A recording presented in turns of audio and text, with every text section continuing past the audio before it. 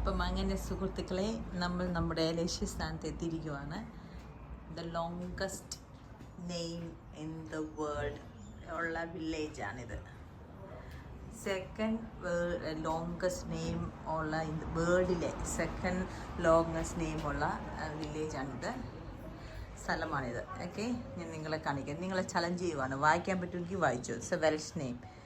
Clanfair Pelgwengeil Goger Kek Verdor Berlandi Silo Gogo Gog. 2 മണിക്കൂർ try ചെയ്തിട്ട് ഇത്രയെങ്കിലും പറയാൻ പറ്റി. മൊത്തം 58 ലെറ്റേഴ്സ് ഉണ്ട് ഇതിനകത്ത്.